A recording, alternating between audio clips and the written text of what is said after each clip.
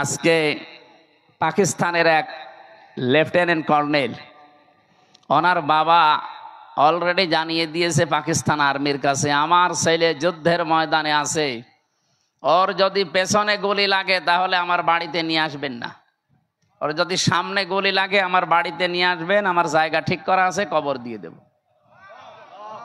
ঠিক লাশ নিয়ে এসেছে আজকে। লাশ নিয়ে আসার পরে দেখে পেছনে একটা গুলিও লাগে নাই, সামনে গুলি লেগেছে 22টা। যাদের ইমান এই পর্যায়ে অলরেডি পৌঁছিয়ে গেছে তাদেরকে হারানো অত সম্ভব সহজ না। এমনি দাদার ভয় লেগে যাচ্ছে, দাদা পাগল হয়ে যাবে আর কিছুদিন যাক। একটা দেশের সাথে দাদার মিল নেই। আমি কতগুলো দেশ ঘুরে আসলাম আশপাশে, শ্রীলঙ্কার সাথে ওদের মিল নেই, মালদ্বীপের সাথে মিল নেই, থাইল্যান্ডের সাথে মিল নেই, না এই যে আফগানিস্তানের সাথে একটা বর্ডার আছে, মিল নেই। পাকিস্তানের সাথে তো দা কুমড়ার সম্পর্ক।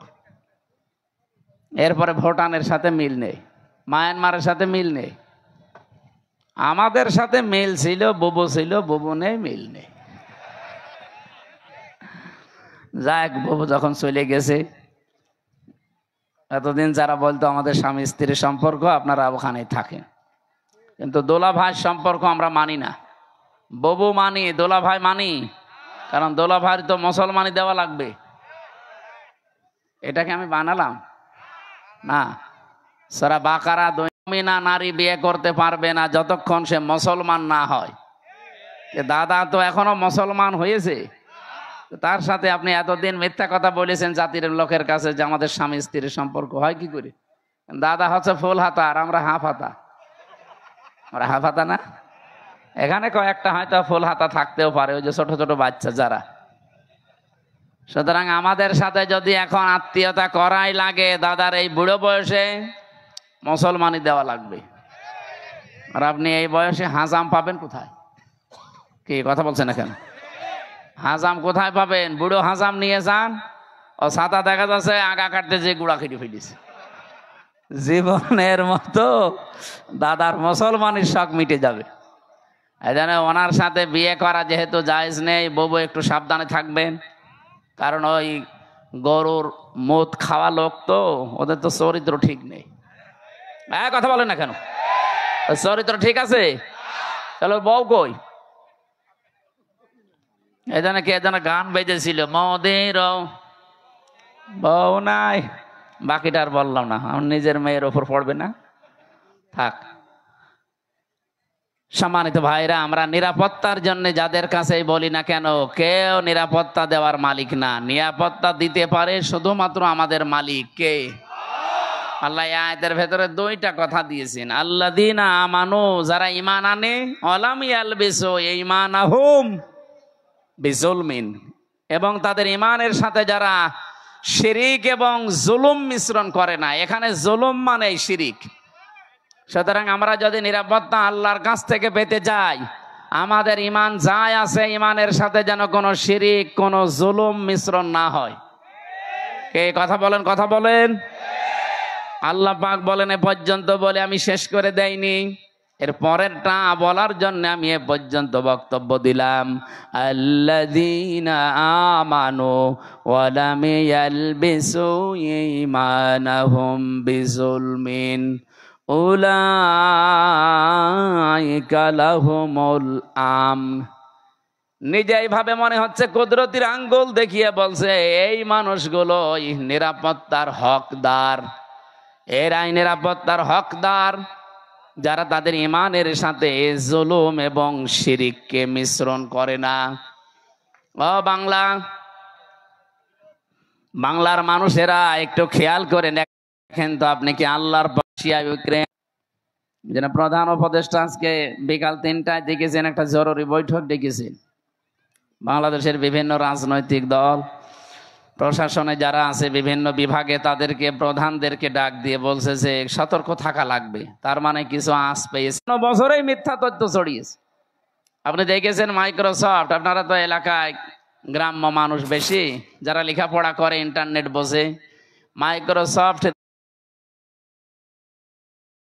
এরাও এত এত হকারি করে না। সাংবাদিক নামের একটা কলঙ্ক, আমাদের দেশ নিয়ে আগস্টের 5 তারিখের পরে বহু মিথ্যা তথ্য ছড়িয়েছিল, কিন্তু সব যে মিথ্যা এটা প্রমাণ হয়ে গেছে। আমরা দাঁড়াতে পারছি না এই সমস্ত প্রতিবেশীদের কারণে। যারা আমরাও দাঁড়াতে চাই নাকি? মানুষ দাঁড়াবে কখন? যেহেতু আজ নিরাপত্তার বেষ্টনী থেকে আমরা অনেকেই বের হয়ে যাচ্ছি, আমাদের নিরাপত্তা এখন আর নেই। কোরআনে কারীম জানিয়েছে, আল্লাযীনা আমানু ওয়া লাম ইয়ালবিসু ঈমানাহুম বিযুলমিন উলাইকা লাহুমুল আমনু ওয়া হুম মুহতাদুন। সূরা আনআম 7 নম্বর পারা 17 নম্বর পৃষ্ঠার 1ম নম্বর লাইনের 82 নম্বর আয়াতে আছে।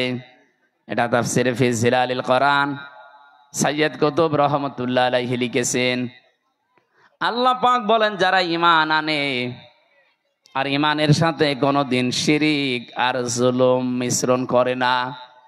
এই এদিকে তাকিয়ে থাকেন, যে যা করছে করুক, আর পেছনে যেন কেউ গল্প করবেন না ভাই। একটু মন দিয়ে শোনেন, আপনি 10 মিনিট শোনেন, কিন্তু নামাজ যেভাবে পড়া লাগে একেবারে মন স্থির করে ওইভাবে শোনেন, তাহলে 10 মিনিটই ইবাদতের সওয়াব পাবেন। আর এদিক ওদিকে তাকিয়ে গল্প করে আপনার আরো গোনা হয়ে যাবে। আবার কথা বলেন কেন? এদেরকে বারবার এক কথা বলা তো আমার ভাল লাগে না, এই জন্যই তো মিডিয়া আসতে মানা করি, যে এগুলো সাথে এখন দরকার নেই। যত বলে যে আপনারা আমি আগার আসে আর সব কিছু ঠিক করে বসে পড়বে, এরপরে যদি কেউ দাঁড়ায় না তার খবর আছে। আর এখানে আপনি দাঁড়িয়ে আছেন কেন? পেছনে দেখতে পাচ্ছেন একটা লোক আপনার জন্য এখনই চিল্লাবে। এটা তো রাজশাহী বিভাগ না? রংপুরে গেলে না একটা শব্দ শোনা যায়, মফিজ। এই বিভাগে তো এই শব্দ শুনলে কেমন লাগে না? আমার মনে হয় যে এই লোকটার বাড়ি মনে হয় রংপুর বিভাগে। তাছাড়া তো এখানে দাঁড়িয়ে থাকার এভাবে কথা ছিল না। এই বিভাগের বদনাম করার জন্য এসেছে। যান একটু, যে যেখানে জায়গা পান হয় বসেন, নাই দাঁড়িয়ে থাকেন, কিন্তু কথা বলবেন না ভাই। যেহেতু আমরা এবাদতে অলরেডি প্রবেশ করেছি, এবাদত যেইভাবে করা লাগে আপনি একটু ওইভাবে করেন। এবাদতটা শেষ হয়ে গেলে তখন আপনার মন মতো চলেন। বলেন তো, নামাজ একটা এবাদত, এই নামাজে দাঁড়িয়ে কেউ এদিকে ওদিকে তাকায়? কয়টা ফ্যান আছে গুইনে নেয়? কি কথা বলছেন এখন? তাহলে ওইটা যদি না করেন, এইটাও তো একটা এবাদত চলছে। এদিক ওদিকে তাকানো বন্ধ, এদিকে তাকিয়ে থাকেন। গুরুত্বপূর্ণ কয়েকটা মেসেজ আছে আজকের আয়াতে। স্থান কাল পাত্র ভেদে বাস্তবতার নিরিখে আমরা তাফসীরুল কোরআন মাহফিলে কোরআন থেকে কথা বলার চেষ্টা চালাবো। ওয়া মা তাওফীকি ইল্লা বিল্লাহ। আল্লাহ বলেন, এখন যে নিরাপত্তাহীনতায় পৃথিবীর মানুষেরা ভুগতেছে, নিরাপত্তা দেওয়ার মালিক একচ্ছত্রভাবে চীন। এত আসতে বললেন? তুরস্ক, রাশিয়া, আমেরিকা, ভারত তো এখন নিজেরাই তো নিরাপত্তাহীনতায় ভুগতেছে। কি আপনি এই কথা আগে ক্লিয়ার করেন। পরা কোরআন শরীফ থেকে আমি শিরিকের যে শ্রেণী বিন্যাস পেয়েছি, শিরিক বিল জাত, শিরিক বিল সিফাত, শিরিক বিল ইখতিয়ারা, শিরিক বিল হুকুক, 120 প্রকার এভাবে সিরিয়াল করা আছে তাফসিরে। এক কথায় জবাব দিচ্ছি, সব বাদ দিয়ে দিলাম। আর এইটা পারে ওইটা অন্য কেউ? বলেন বলেন। এই বাংলাদেশে বহু মানুষের মুসলমান নামের আগে মোহাম্মদ লেখে নামে দিলেন, যে আমি যেটা পারি ওটা অন্য কেউ পারে না। কেউ যদি মনে করে না যে অন্য কেউ পারে, সে আর মুসলমান নেই, সে মুশরিক। মুসাওয়ামাতি ওয়াল আনআমি ওয়াল হারস যালিকা মাতাউল হায়াতিদ দুনিয়া আল্লাহু ইনদাহু হুসনুল মাআব।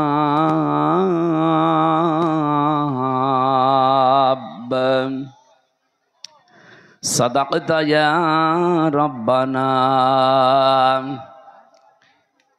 আন আবি যাররিন রাদিয়াল্লাহু তাআলা আনহু قال قال النبي صلى الله عليه وسلم قلت يا رسول الله أوصني قال أوصيك بتقوى الله فإنه أزين لأمرك كله قلت زدني قال عليك بتلاوة القرآن وذكر الله عز وجل فإنه ذكر لك في السماء ونور لك في الأرض قلت زدني قال عليك بطول الصمت فإنه مطردة للشيطان وعون لك على أمر دينك قلت زدني قال إياك والضحك فإنه يميت القلب ويذهب بنور الوجه إلى آخر الحديث رواه مسلم وقال تعالى في شان حبيبي وما زادهم إلا إيمانا وتسليما اللهم صل على محمد وآله وصحبه وبارك وسلم الحمد لله বাংলাদেশের ঐতিহ্যবাহী জেলা নওগাঁ আত্রাই থানার অন্তর্গত দীঘা ব্রিজ বাজার সংলগ্ন নোরারি হাফিজিয়া মাদ্রাসার উন্নয়ন কল্পে বিরাট ইসলামী জলসার সম্মানিত সভাপতি জনাব শেখ মোহাম্মদ রেজাউল ইসলাম রেজু ভাই, বিশিষ্ট সমাজসেবক রাজনীতিবিদ, হায়াতে তাজ্জেবা সিহাতে কুল্লিয়া কামনা করছি, আমিন। এ মাহফিলের প্রধান উপদেষ্টা হিসাবে যার নাম এখানে এসেছে জনাব আমজাদ হোসেন পরামানিক। যত মানুষের নাম দিয়েছেন এলাকার কারণ নাম বাকি আছে?